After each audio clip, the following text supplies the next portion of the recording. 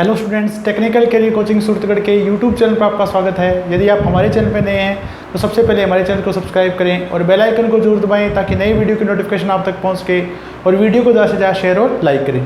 तो देखिए बच्चों, अब तक अपन सिंगल फेज ट्रांसफार्मर के 4 पार्ट पढ़ चुके बच्चों। आज अपन 5वां पार्ट पढ़ने जाएंगे बच्चों। देखें, लास्ट टॉपिक में अपने पढ़ा था बच्चों, ट्रांसफार्मर आपका फुल लोड पर किस प्रकार कार्य करता है और किस प्रकार बस चुंबकीय फ्लक्स आपका उत्पन्न होता है। तो आज अपन बात करें बच्चों, देखें कि आपको जो सिंगल फेज ट्रांसफार्मर बच्चों देखें उसका अपन इक्विवेलेंट सर्किट यानी तुल्य परिपथ का निर्माण किस प्रकार करते हैं, किस प्रकार आपके सेकेंडरी के जैसे पैरामीटर होंगे उनको प्राइमरी को ट्रांसफर किया जा सकता है और प्राइमरी के पैरामीटर को सेकेंडरी को ट्रांसफर किया जा सकता है।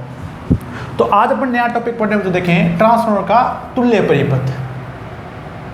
ट्रांसफार्मर का तुल्य परिपथ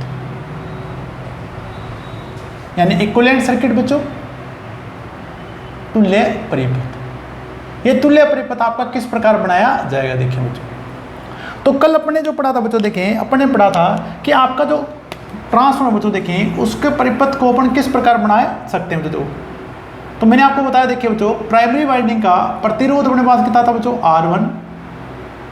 प्राइमरी वाइंडिंग का प्रेरणिक प्रतिघात अपने पास क्या था बच्चों, X1। ठीक बच्चों, और प्राइमरी वाइंडिंग में अपने पास शंट प्रतिरोध और शंट प्रतिघात का मान था R0 और X0।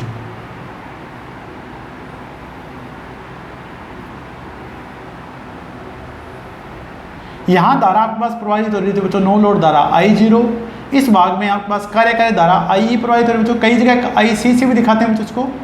ये आपके पास चुंबकन धारा IM प्रवाहित हो रही थी बच्चों। यहाँ कुल धारा I1 प्रवाहित हो रही थी और प्राइमरी वाइंडिंग के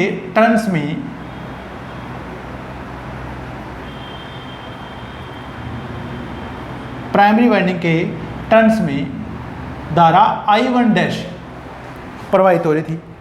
अब ये I1 डैश धारा आपके पास एनकाउंटर धारा थी बच्चों सेकेंडरी वाइंडिंग की धारा की। यहाँ आपके पास बच्चों दोनों वाइंडिंग के बीच अपने कोर लगाई थी, तो मैं इसको कोर को दिखा रहा हूँ। तो देखें, ये आपके पास सेकेंडरी वाइंडिंग होगी थी बच्चों। यहाँ आपके पास टर्न्स N1 थे बच्चों, यहाँ आपके पास टर्न्स क्या थे, N2। सेकेंडरी वाइंडिंग का प्रतिरोध मैंने बताया था बच्चों आपको R2। प्रेरणिक प्रतिघात मैंने बताया था बच्चों आपको X2। और सेकेंडरी वाइंडिंग में जो धारा प्रवाहित हो रही थी बच्चों वो अपने पास थी क्या, I2। और यहाँ अपने एक प्रतिरोध जोड़ रखा था बच्चों, प्रतिरोध नहीं बच्चों, भार जोड़ का था, लोड जोड़ का था बच्चों, ZL। अब देखिए बच्चों, यहाँ अपने पास आरोपित प्रत्यावर्ती वोल्टता थी बच्चों V1। अब देखिए बच्चों, ये जो सर्किट है बच्चों, देखिए ये आपके पास ट्रांसफार्मर का प्राइमरी और सेकेंडरी वाइंडिंग का सर्किट है बच्चों। तो जब भी अपने देखें बच्चों वोल्टेज रेगुलेशन की गणना करेंगे, ठीक बच्चों, लो आनिया ज्ञात करेंगे या कॉपर लॉसेज अपन ज्ञात करें बच्चों, देखें तो ये जो प्राइमरी के पैरामीटर बच्चों देखें, जैसे आपका प्राइमरी का वाइंडिंग का प्रतिरोध R2, प्रेरणिक प्रतिघात X2, ठीक बच्चों, इनको क्या करना पड़ता है बच्चों, आपके एक साइड ट्रांसफर करना पड़ता है। या तो आप प्राइमरी की तरफ ले चलिए बच्चों, ये आपके पास क्या थी, प्राइमरी, ये अपने पास थी बच्चों प्राइमरी, और ये अपने पास क्या बच्चों, सेकेंडरी। हैं जितने भी पैरामीटर होंगे बच्चों सेकेंडरी के आपके पास प्राइमरी के और ट्रांसफर होंगे बच्चों, देखें, या आपके जो प्राइमरी के जितने भी पैरामीटर होंगे वो आपके सेकेंडरी की ओर ट्रांसफर होंगे। तो जब आपके प्राइमरी के पैरामीटर सेकेंडरी की ओर ट्रांसफर हो जाएंगे बच्चों, तो ये आपके पास इक्विवेलेंट पैरामीटर होंगे बच्चों। यदि आप देखें बच्चों, इस प्रतिरोध को आप ट्रांसफर कर देते हैं प्राइमरी साइड में, तो अब आपके पास क्या बच्चों, प्राइमरी वाइंडिंग का तुल्य प्रतिरोध होगा, ना कि वो प्राइमरी वाइंडिंग का प्रतिरोध होगा। ठीक बच्चों, तो ये अपने पास प्राइमरी और सेकेंडरी का सर्किट है बच्चों। देखें, अगर अपन दोनों को एक सर्किट बना देंगे तो ये आपका ट्रांसफार्मर का तुल्य परिपथ कहलाएगा बच्चों।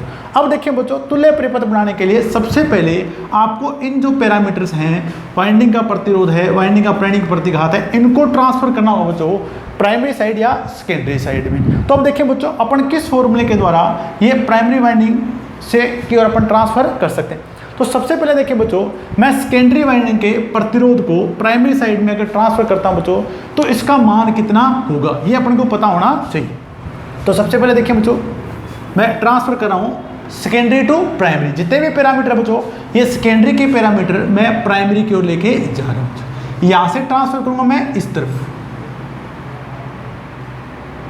ट्रांसफर करें बच्चों, देखें सेकेंडरी से प्राइमरी की ओर। ठीक है बच्चों, तो अगर मैं बात करूं बच्चों, देखें कि यदि सेकेंडरी वाइंडिंग के प्रतिरोध को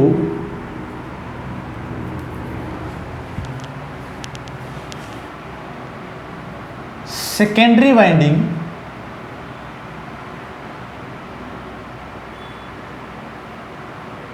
प्रतिरोध R2 को प्राइमरी साइड ट्रांसफर करने पर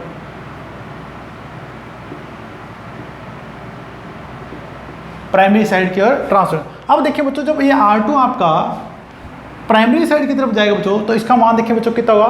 तो अब अपन क्या लिखेंगे बच्चों, देखें जब आपका ये R2 जाएगा बच्चों, तो इससे मैंने नाम लिख दिया R2 डैश, R2 डैश। ठीक है बच्चों, अब देखिए बच्चों इस R2 का मान होगा बच्चों R2 गुणा में, अब देखिए बच्चों ये N2 टर्न वाला आपका N1 के पास जा रहा है बच्चों, देखें यानी N2 आपके N1 के घर जा रहा है बच्चों, देखें तो N1 इसको क्या बिठाएगा बच्चों, नीचे बिठाएगा। तो यानी अपन क्या लिखेंगे बच्चों, देखें N1 बटा में N2 का वर्ग। अब देखिए बच्चों अपने क्या पढ़ा था कि N2 बटा में N1 अपने पढ़ा था बच्चों K, ये उसका उल्टा हो गया, तो अपने क्या लिखेंगे बच्चों इसको 1/K। अपने पढ़ा बच्चों N2 बटा में N1 is equal to K। अब ये उल्टा हो गया बच्चों, तो N1 बटा में N2 अपन क्या लिखेंगे बच्चों 1 में K। तो यहाँ आप क्या लिख सकते हैं बच्चों, देखें R2 डैश बराबर R2 गुणा में 1 K का वर्ग। यानी अगर आप R2 को, इस वाइंडिंग प्रतिरोध R2 को इसके टर्न रेशियो के विलोमानुपाती के वर्ग से गुणा कर देंगे बच्चों, तो ये आपका प्राइमरी साइड में ट्रांसफर प्रतिरोध का मान होगा। अब देखिए बच्चों जब आप इस प्रतिरोध को इस ओर ट्रांसफर कर देंगे बच्चों, देखें अगर आप प्राइमरी में ट्रांसफर कर देंगे बच्चों, तो इस केस में देखिए बच्चों प्राइमरी वाइंडिंग का तुल्य प्रतिरोध कितना हो जाएगा। तो मैं नोट कराऊँ, देखिए बच्चों तो अपन क्या लिखेंगे बच्चों, प्राइमरी वाइंडिंग का तुल्य प्रतिरोध। अब ये तुल्य प्रतिरोध हो जाएगा बच्चों, प्रतिरोध नहीं रहेगा, का तुल्य प्रतिरोध, का तुल्य प्रतिरोध। अब देखिए बच्चों जब भी तुल्य प्रतिरोध दिखाएंगे प्राइमरी साइड का, तो मैं लिख रहा हूं बच्चों R01 यानी एक नंबर आपका दिखा रहा है बच्चों प्राइमरी वाइंडिंग को। अब देखिए बच्चों प्राइमरी वाइंडिंग का पहले से प्रतिरोध आपके पास R1 था, और अब आपके पास क्या आ गया बच्चों R2 डैश और आ चुका है बच्चों। तो अपन क्या लिखेंगे बच्चों, टोटल प्रतिरोध R1 प्लस R2 डैश, और R2 डैश बराबर अपने पास किसके बच्चों R2 डिवाइड बाई K के। तो आप यहाँ लिख सकते हैं बच्चों, देखें R01 बराबर होगा बच्चों R1 प्लस R2 बटा में K।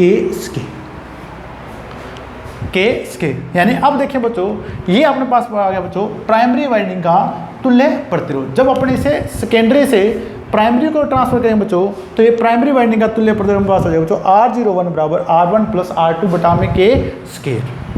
आपके निम्मी पैटर्न में बच्चों ये कंप्लीट दिया गया है। ठीक बच्चों, तो आप अच्छे से करें क्योंकि क्वेश्चन पूछे जा सकते हैं बच्चों यहाँ से भी, और घबराने की आपको बिल्कुल आवश्यकता नहीं बच्चों। अपन प्राइमरी के पैरामीटर को कहाँ लेके जा रहे हैं, सेकेंडरी को ले। तो आप पहले आप यहाँ तक नोट कर लीजिए बच्चों, एक बार और समझ लीजिए बच्चों। देखिए अपन ट्रांसफर करने बच्चों सेकेंडरी का प्रतिरोध ट्रांसफर करें बच्चों प्राइमरी की ओर, तो मैंने क्या लिखा बच्चों सेकेंडरी वाइंडिंग का प्रतिरोध R2 को प्राइमरी साइड ट्रांसफर करने पर इसका मान अपन क्या लिखें बच्चों R2 डैश बराबर हो जाएगा R2 गुणा में, यहाँ घेरों की संख्या N1 है बच्चों बटा में N2 का वर्ग। तो N2 बटा में N1 बराबर पास क्या था बच्चों K, तो N1 बटा में N2 का 1 बटा में K, तो R2 डैश बराबर हो जाएगा बच्चों R2 गुणा में 1/K का वर्ग। तो अब हम देखिए बच्चों प्राइमरी वाइंडिंग का जो तुल्य प्रतिरोध होगा उसे अपन लिखेंगे R01 से R1 plus R2 dash R1 plus R2 बटा में K स्केल। क्वेश्चन करेंगे बच्चों, देखिए आपको आसानी से समझ में आ जाएगा। अब देखिए बच्चों प्राइमरी वाइंडिंग का तुल्य प्रतिरोध, अपन प्राइमरी वाइंडिंग का तुल्य प्रतिरोध में देखते हुए अगर अपन प्रेरणिक प्रतिघात की बात करें बच्चों, तो इसी प्रकार अपन क्या करेंगे बच्चों, इस अगर अपन x2 को अपन ट्रांसफर करेंगे बच्चों x1 की ओर यानी प्राइमरी साइड की ओर, तो देखें बच्चों किस प्रकार ज्ञात करेंगे। पहले आप इसे नोट कर लीजिए बच्चों, स्क्रीनशॉट ले लीजिए। अब देखिए बच्चों इस बार मैं ट्रांसफर कर रहा हूं बच्चों x1 को,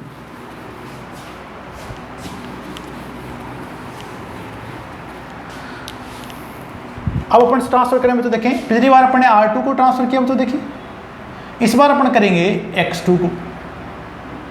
किस ओर ट्रांसफर करें बच्चों? प्राइमरी साइड में। तो मैं नोट कराऊं, जो देखें सेकेंडरी वाइंडिंग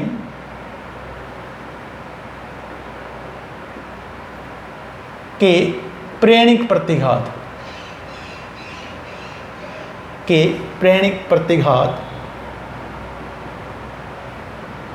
X2 को प्राइमरी साइड ट्रांसफर करने पर,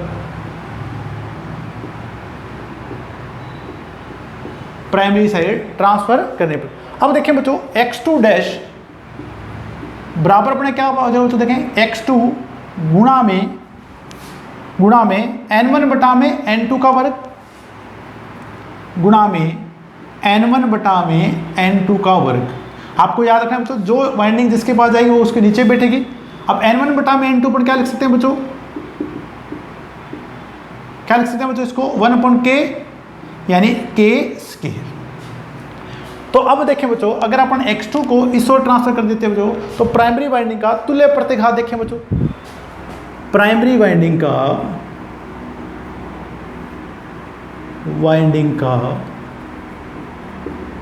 तुल्य प्रतिघात।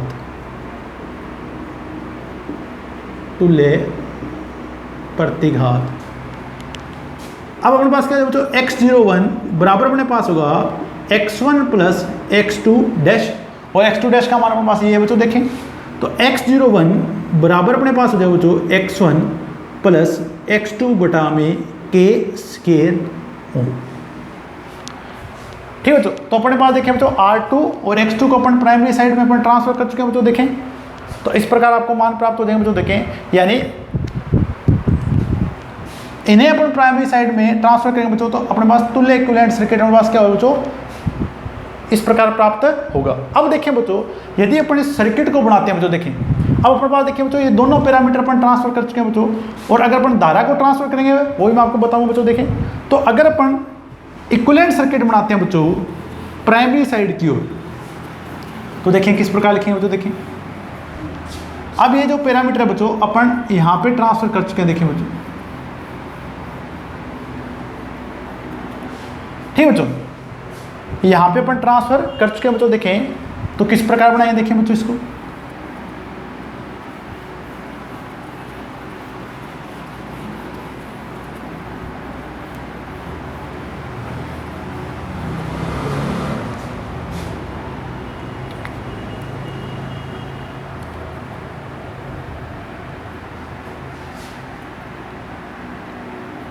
सबसे पहले बच्चों देखें ये मैं इस बार क्या लिखूंगा बच्चों? R01, ये इक्विवेलेंट रेजिस्टेंस होगा बच्चों प्राइमरी और सेकेंडरी दोनों का। ठीक है बच्चों, और ये अपने पास होगा बच्चों X01। अब वहां पे अपने पास लोड सिरों पे अपने पास क्या था बच्चों? देखें V2 था,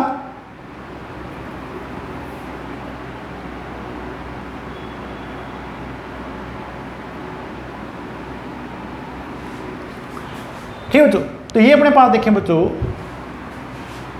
ZL आ गया, और यहाँ अपने पास धारा, यहाँ देखिए बच्चों I2 प्रवाहित हो रही थी, यहाँ अपने पास धारा प्रवाहित हुई बच्चों I1 डैश, और यहाँ अपने पास धारा प्रवाहित हुई बच्चों I1।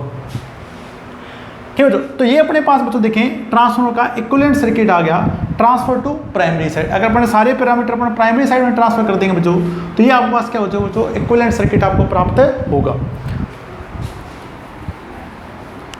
ठीक है बच्चों, अगर अपन सेकेंडरी साइड में ट्रांसफर करेंगे बच्चों, तो यहां पर लिखेंगे R02 और X02, तो प्राइमरी के आपके पास जाएंगे बच्चों सेकेंडरी की ओर। तो देखिए बच्चों, अब अपन यहां से करेंगे क्वेश्चन।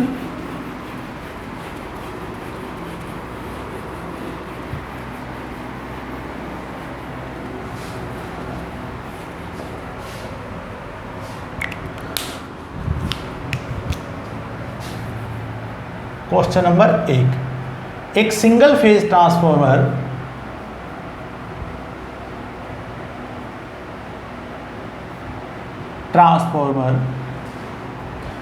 की प्राइमरी वाइंडिंग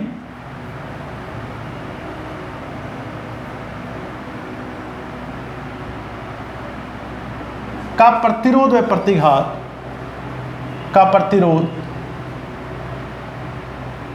2 ओम तथा प्रेरणिक प्रतिघात यानी x1 बच्चों प्रतिघात 1 ओम है, वह सेकेंडरी वाइंडिंग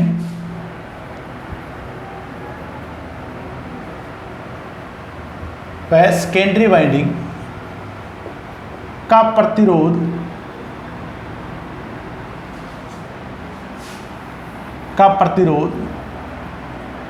4 ओम तथा प्रेरणिक प्रतिघात मान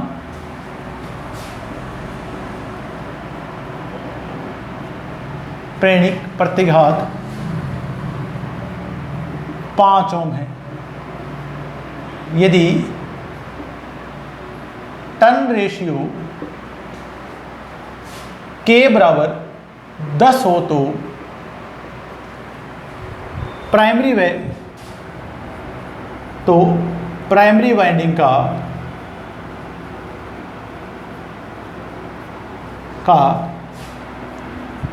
तुल्य प्रतिरोध व तुल्य प्रतिघात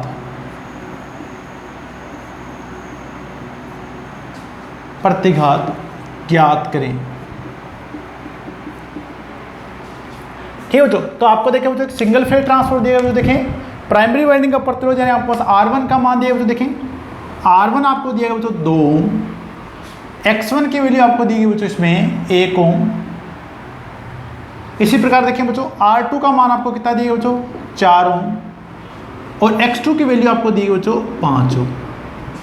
टर्न रेशियो K का मान आपको क्या दिया बच्चों 10 दिया गया। अब देखिए बच्चों आपके पूछा गया बच्चों कि प्राइमरी वाइंडिंग का तुल्य प्रतिरोध व तुल्य प्रतिघात मान ज्ञात करें। तो अभी अपने देखें बच्चों प्राइमरी वाइंडिंग का तुल्य प्रतिरोध देखें बच्चों अपने किस प्रकार ज्ञात किया था। प्राइमरी वाइंडिंग का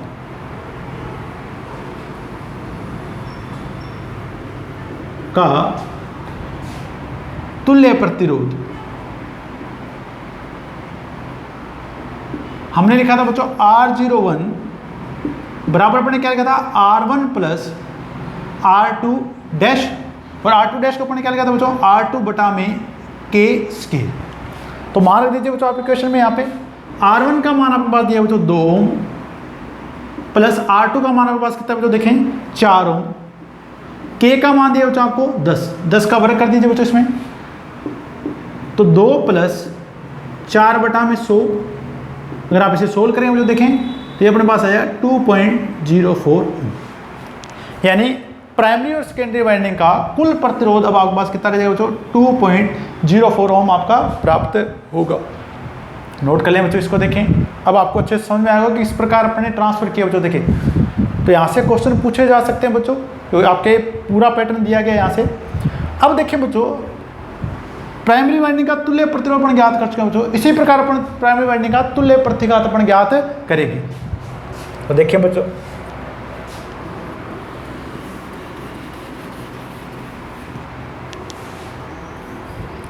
प्राइमरी वाइंडिंग का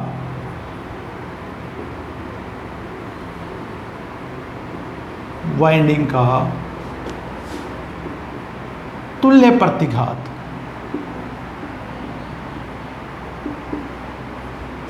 ये अपने पास हो जाएगा बच्चों x01। अब x01 बराबर अपने क्या बताया बच्चों x1 प्लस x2 बटा में k इसके। मान दीजिए बच्चों देखें x1 की वैल्यू हमारे पास कितनी बच्चों 1 ओम प्लस x2 की वैल्यू हमारे पास कितनी बच्चों 5 और डिवाइड कर दीजिए बच्चों इसको 10 की स्केयर से। अगर आप इसे सोल्व करें बच्चों देखें 1 प्लस 5 बटा में 100 तो ये अपने पास हो जाएगा बच्चों देखें 1.05 ओम 1.05 ओम।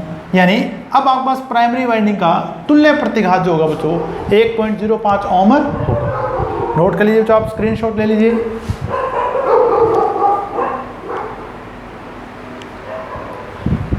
इसी प्रकार देखिए बच्चों अपन प्राइमरी वाइंडिंग के जो पैरामीटर्स हैं बच्चों यानी प्रतिरोध व प्रेरणिक प्रतिघात को अपन सेकेंडरी की ओर ट्रांसफर कर सकते हैं बच्चों, वो भी अपन नोट करें। देखिए बच्चों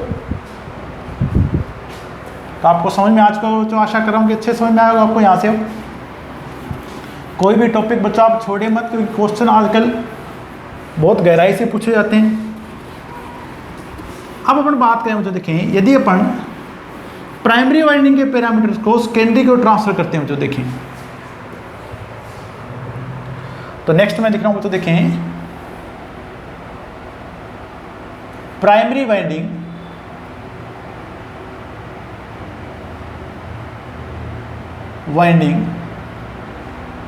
पैरामीटर्स को सेकेंडरी की ओर ट्रांसफर करने पर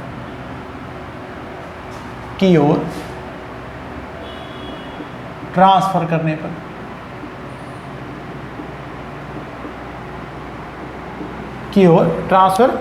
अब देखिए बच्चों आपके पास अगर अपन बात करें कि सेकेंडरी वाइंडिंग में, देखें बच्चों तो इस बार अपन प्राइमरी वाइंडिंग का प्रतिरोध को अगर सेकेंडरी में ट्रांसफर करें बच्चों तो किस प्रकार लिखें बच्चों, देखें प्राइमरी वाइंडिंग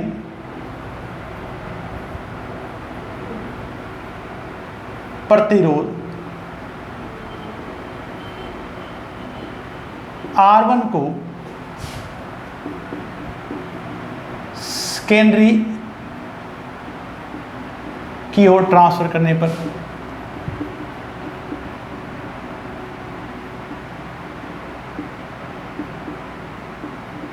सेकेंडरी की ओर ट्रांसफर। अब देखिए बच्चों इस बार R1 आपके पास जा रहा है R2 की ओर, तो देखिए बच्चों इसे ये अपने पास क्या है बच्चों R1 डैश, तो R1 डैश बराबर क्या हो बच्चों, देखें R1, इस बार N1 जा रहा है बच्चों N2 के पास, तो यानी इस बार N2 ऊपर बैठेगा बच्चों, N1 कहाँ बैठेगा, नीचे का ऊपर।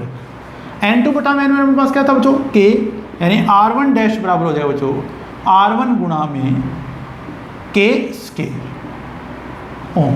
अब देखिए बच्चों यदि अपन इस प्रतिरोध को सेकेंडरी की ओर ट्रांसफर कर दें बच्चों तो इस बार अपने पास क्या हो जाएगा, सेकेंडरी वाइंडिंग का तुल्य प्रतिरोध होगा बच्चों, तो सेकेंडरी वाइंडिंग का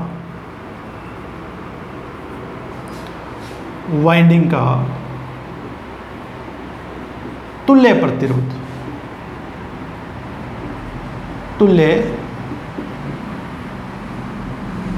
प्रतिरोध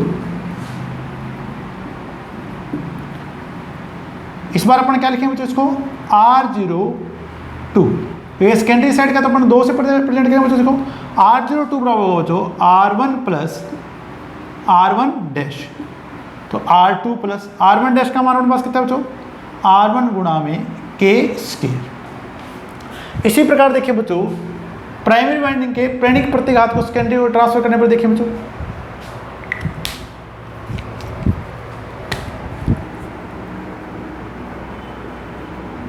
प्राइमरी वाइंडिंग के प्रेरणिक प्रतिघात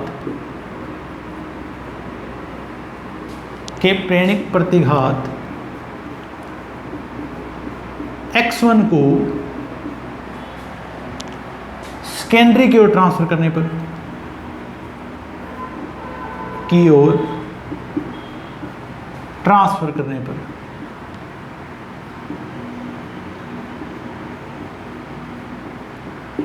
सेकेंडरी की ओर ट्रांसफर करने पर अब आप देखिए बच्चों ये अपने पास क्या है बच्चों X1 डैश X1 गुणा में, मैं डॉट लगा रहा हूं बच्चों ताकि आपको दिक्कत ना हो, N2 बटा में N1 का स्केयर, N2 बटा में N1 का स्केयर, N2 बटा N1 अपने पास क्या था बच्चों K स्केयर, तो X1 डैश अपने पास हो जाए बच्चों X1 डॉट K स्केयर ओम। तो देखिए बच्चों अब अपन क्या लिखेंगे, सेकेंडरी वाइंडिंग का तुल्य प्रतिघात, सेकेंडरी वाइंडिंग का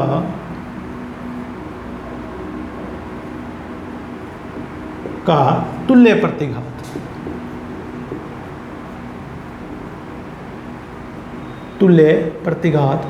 X02 बराबर अपने पास होगा बच्चों X2 प्लस X2 डैश, और X2 डैश बराबर अपन क्या लिखा बच्चों X1 गुणा में K स्केयर। तो इस प्रकार देखिए बच्चों अपन प्राइमरी वाइंडिंग व सेकेंडरी वाइंडिंग की ओर अपन तुल्य प्रतिरोध व तुल्य प्रतिघात का मान ज्ञात कर सकते हैं बच्चों। तो नोट कर लीजिए बच्चों, अपन एक क्वेश्चन अपन यहाँ से और करते हैं ताकि ये भी आपको क्या बच्चों अच्छे से समझ में आ जाए बच्चों।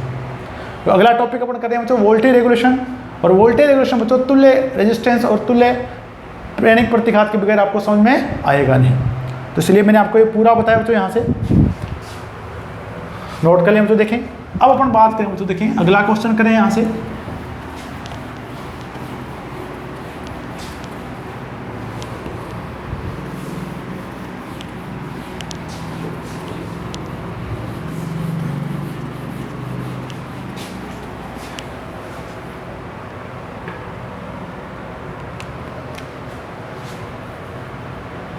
क्वेश्चन नंबर 2, एक सिंगल फेज ट्रांसफॉर्मर, एक सिंगल फेज ट्रांसफॉर्मर के आंकड़े इस प्रकार हैं। आपको डाटा दिए गए हो तो देखें, R1 बराबर आपको दिया हो तो देखें 1 ओम, R2 बराबर आपको दिया बच्चों देखें 2 ओम, X1 की वैल्यू दी आपको बच्चों 2 ओम, X2 की वैल्यू आपको दी गई बच्चों 1 ओम, और K का मान आपको दिया बच्चों 2। K का मान आपको कितना दिया बच्चों 2। ठीक है, तो इसके अकॉर्डिंग आपसे पूछा गया बच्चों देखें, तो प्राइमरी तो सेकेंडरी साइड का तुल्य प्रतिरोध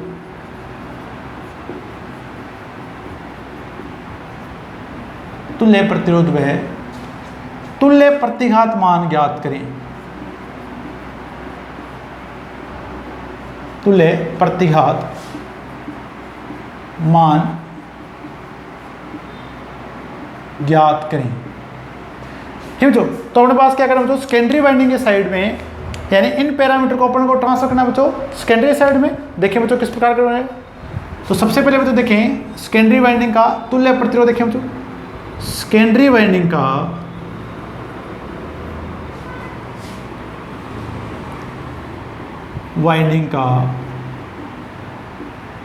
तुल्य प्रतिरोध, यानी बच्चों R02 बराबर मास क्या बच्चों, फॉर्मूला पढ़ा था अपने R2 प्लस R1 डैश, और R1 डैश अपने पास क्या था बच्चों R1 गुणा में K स्केल। तो मान पुट कर दीजिए बच्चों। देखें R02 बराबर अपने पास है जो R2 का मान आपको दिया गया यहाँ पे 2 ओम, प्लस R1 का मान अपने पास कितना दिया बच्चों 1 ओम, और K का मान आपको दिया बच्चों 2 की स्केल। तो ये अपने पास कितना 4, तो R02 बराबर अपने पास हो बच्चों 6 ओम। यानी अगर आप प्राइमरी वाइंडिंग के प्रतिरोध को सेकेंडरी की ओर ट्रांसफर कर दें बच्चों, तो दोनों वाइंडिंग का कुल प्रतिरोध आपको 6 ओम प्राप्त होगा। इसी प्रकार देखें बच्चों सेकेंडरी वाइंडिंग का तुल्य प्रतिघात। देखें बच्चों सेकेंडरी वाइंडिंग का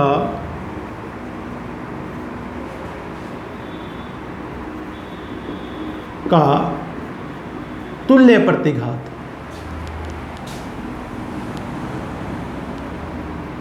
यानी X02 बराबर अपने पास होगा बच्चों X2 प्लस X1 गुणा में K स्केल। मान दीजिए यहाँ पे X2 की वैल्यू आपके पास दी बच्चों 1 ओम, प्लस इसकी वैल्यू दी बच्चों 2 गुणा में 2 का वर्ग, तो कुल प्रेरणिक प्रतिघात है बच्चों 5 ओम। यानी प्राइमरी और सेकेंडरी वाइंडिंग का तुल्य प्रतिघात होगा आपके पास बच्चों 5 ओम। तो इस प्रकार देखिए बच्चों आप प्राइमरी और सेकेंडरी वाइंडिंग के पैरामीटर्स को ट्रांसफर कर सकते हैं बच्चों। देखिए नोट कर लीजिए बच्चों। देखें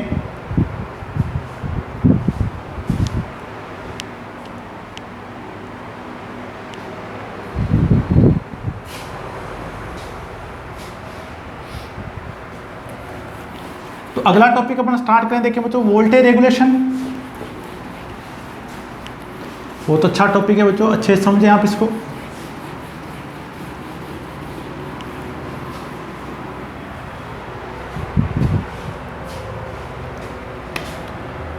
वोल्टेज रेगुलेशन,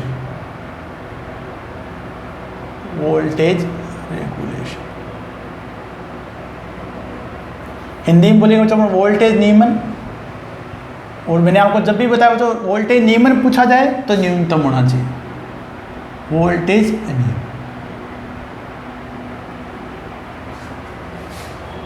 अब देखिए बच्चों बात करेंगे कि वोल्टेज रेगुलेशन या वोल्टेज नियमन है क्या बच्चों। अभी आप देखिए बच्चों, जब भी अपन डायग्राम बनाए थे बच्चों, देखें तो सेकेंडरी वाइंडिंग के सिरों पे जो वोल्टेज पैदा हो रही थी बच्चों, वो अपने पास क्या हो रही थी, E2। ये सेकेंडरी वाइंडिंग के सिरों पे वोल्टेज पैदा होती है बच्चों E2, और बाहर के सिरों पे जो वोल्टेज पैदा होती है बच्चों, वो अपने पास होती है बच्चों V2। नो लोड की कंडीशन में बच्चों देखें, जब हमारे पास नो लोड हुआ, एट नो लोड, मैंने आपको बताया था बच्चों, धारा I2 का मान अपने पास कितना होगा बच्चों, 0 होगा। और जब धारा I2 का मान अपने पास 0 होगा बच्चों, तो किसी भी प्रकार का वोल्टेज ड्रॉप नहीं होगा। वोल्टेज ड्रॉप अपने पास क्या होता है बच्चों, I गुणा में R, ठीक है बच्चों। तो अपने पास किसी भी प्रकार का वोल्टेज ड्रॉप नहीं होगा, तो इस केस में बच्चों देखें E2 बराबर अपने पास क्या होगा बच्चों, V2 होगा। E2 बराबर क्या होगा बच्चों, V2। परंतु जैसे जैसे अपन क्या करेंगे बच्चों, भार बढ़ाते हैं या लोड लगाते हैं बच्चों, तो ये धारा I2 उत्पन्न होती है बच्चों। और जैसे जैसे अपन भार बढ़ाते हैं बच्चों, देखें तो धारा I2 के कारण बच्चों वोल्टेज ड्रॉप का मान आपके पास बढ़ता है। और जब वोल्टेज ड्रॉप का मान बढ़ता है बच्चों, देखें तो फुल लोड की कंडीशन में ये V2 का मान भार बढ़ाने पर घटता चला जाता है बच्चों। तो देखें बच्चों, जब अपने पास ये वोल्टेज का मान घटता है बच्चों, देखें जो इस V2 वोल्टेज में जो परिवर्तन होता है बच्चों, यही आपका वोल्टेज नियमन कहलाता है। यानी ट्रांसफार्मर की जो टर्मिनल वोल्टेज है, टर्मिनल वोल्टेज अपने पास कौन सी बच्चों, V2 में नो लोड से जो फुल लोड में जो परिवर्तन होगा बच्चों, वो आपका क्या कहलाता है, वोल्टेज नियमन कहलाता है। तो नोट करें, देखिए बच्चों अपने यहाँ से,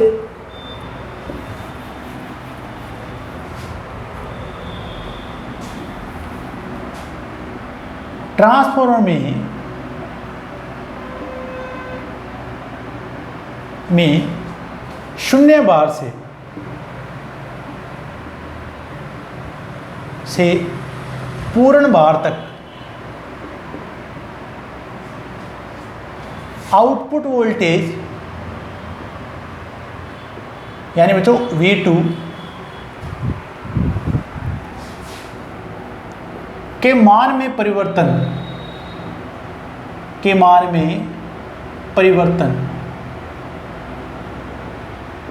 होने की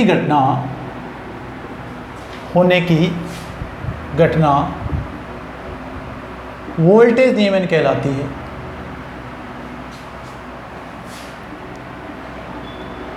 वोल्टेज नियमन कहलाती है,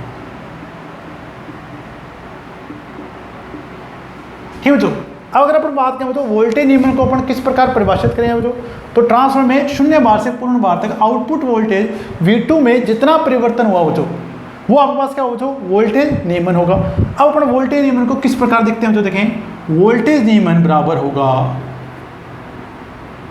वोल्टेज नियमन बराबर होगा बच्चों आउटपुट वोल्टेज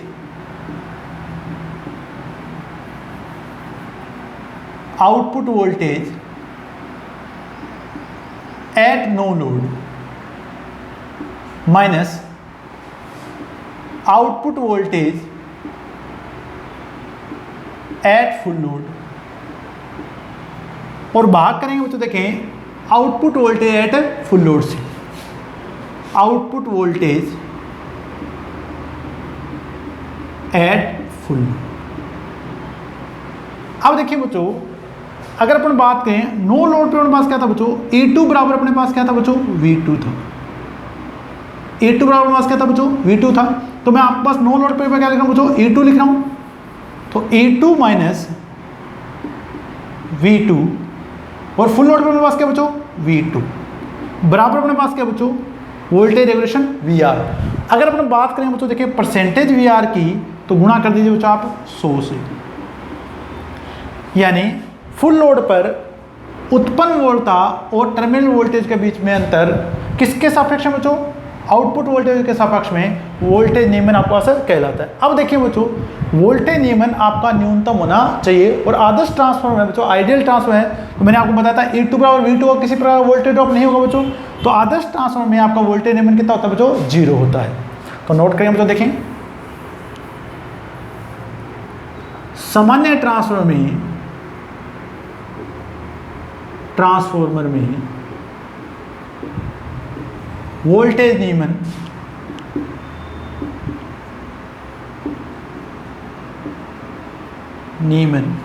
न्यूनतम होना चाहिए।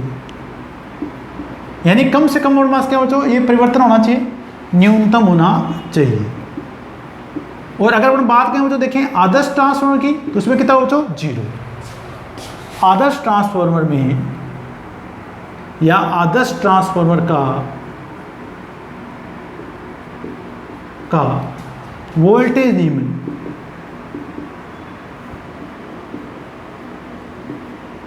नियमन 0 होता है। वोल्टेज नियमन 0 होता है।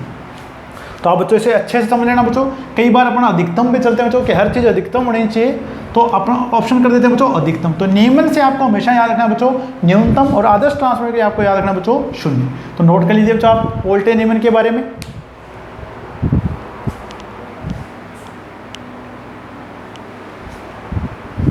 अब अपन बात करें देखिए बच्चों कि अगर अपन चाहें कि कौन से पावर फैक्टर पर आपका वोल्टेज नियमन न्यूनतम होगा, किस पे आपके पास पावर फैक्टर पे अधिकतम होगा, तो इसके लिए अपन बच्चों कंडीशन पढ़ेंगे कि कौन से शक्ति गुणांक पर आपका वोल्टेज नियमन न्यूनतम होगा, कौन से पास क्या वोल्टेज नियमन आपका अधिकतम होगा।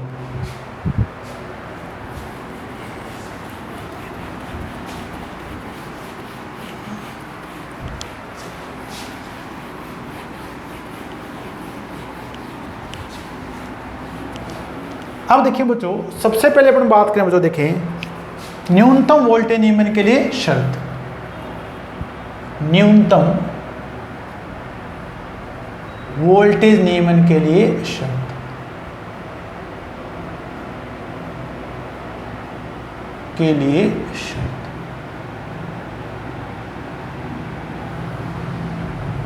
अब देखिए बच्चों वोल्टेज नियमन अपने पास है क्या बच्चों देखें, ये E2 माइनस V2 का अंतर है बच्चों। अगर अपने पास ये अंतर 0 हो जाए तो हमारे पास वोल्टेज नियमन क्या हो जाए बच्चों 0, यानी अपने पास क्या है, अगर ये वोल्टेज ड्रॉप इनमें कोई अंतर ना होगा, ये अंतर अपने पास क्या हो जाए बच्चों 0 हो जाए, तो अपने पास वोल्टेज नियमन क्या हो जाए बच्चों 0 हो जाए, यानी वोल्टेज रेगुलेशन क्या हो जाए बच्चों 0। अब ये E2 माइनस V2 का अंतर होगा बच्चों आपके पास वोल्टेज ड्रॉप के। और ये वोल्टेज ड्रॉप देखिए बच्चों, ये वोल्टेज ड्रॉप अपने पास होगा बच्चों। अगर मैं सेकेंडरी की ओर ट्रांसफर कर लेता हूँ सारे पैरामीटर बच्चों, I2 गुणा में R02, इस बार मैं R02 लिख रहा हूँ बच्चों, यानी इक्विवेलेंट रेजिस्टेंस बच्चों सेकेंडरी साइड का, cos phi2 पावर फैक्टर लिख रहा हूँ बच्चों। इसी प्रकार I2 X02 sin phi2, यानी E2 माइनस V2 का जो अंतर होगा बच्चों वो इसके वोल्टेज ड्रॉप के बराबर होगा। अब देखिए बच्चों न्यूनतम के लिए इसका मान कितना होना चाहिए बच्चों 0 होना चाहिए। तो मैं लिख रहा हूं बच्चों न्यूनतम वोल्टेज रेगुलेशन के लिए, वोल्टेज नियमन के लिए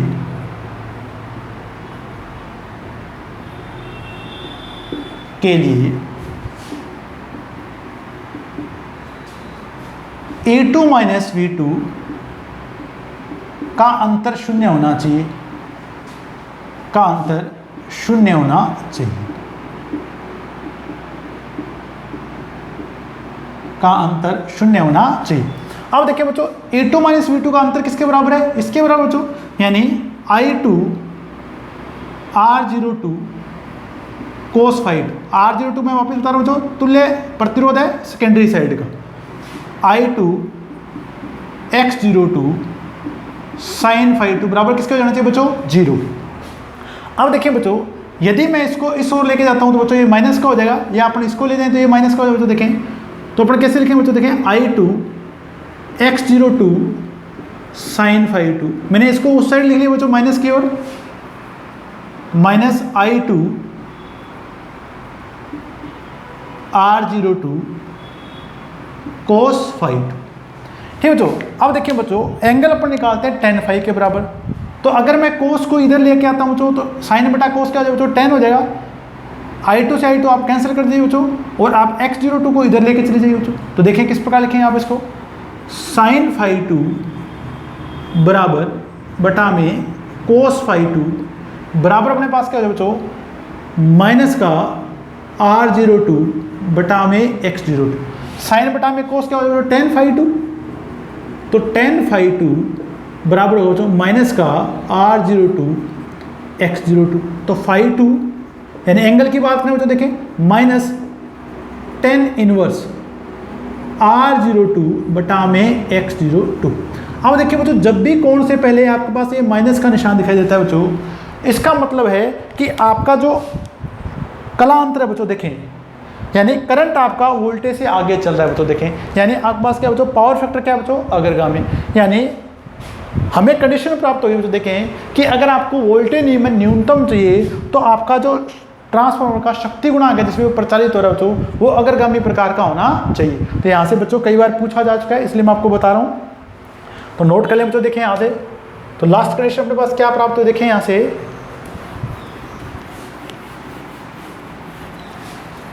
तो कंडीशन अपने पास क्या है बच्चों, देखें शर्त क्या है अपने पास, न्यूनतम वोल्टेज नियमन के लिए, न्यूनतम वोल्टेज नियमन के लिए ट्रांसफार्मर का शक्ति गुणांक प्रकार का शक्ति गुणांक अग्रगामी प्रकार का होना चाहिए। यानी लीडिंग पावर फैक्टर पर आपका वोल्टेज नियमन क्या हो बच्चों, न्यूनतम होना चाहिए।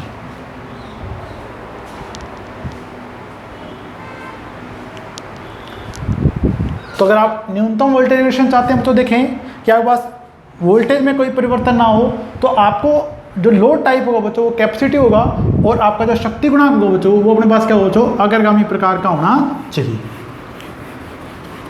एक क्वेश्चन देखें बच्चों, मैं नोट करवा रहा हूँ आपसे यहाँ से,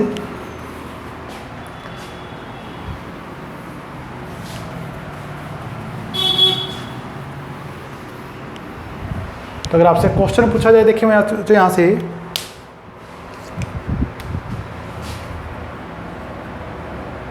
निम्न में से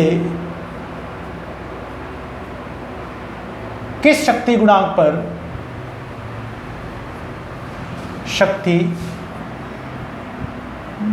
पर ट्रांसफार्मर का वोल्टेज नियमन न्यूनतम होगा,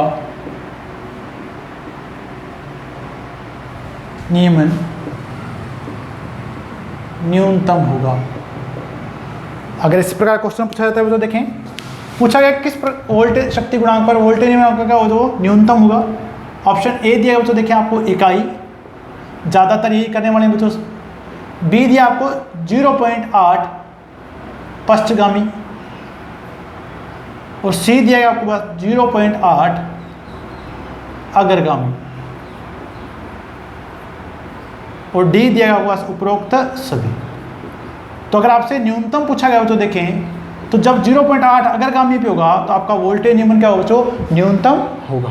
तो इस पार्ट में बच्चों अपन यहीं तक पढ़ेंगे, नेक्स्ट का अपन कल पढ़ेंगे बच्चों। आप सभी का बहुत बहुत धन्यवाद।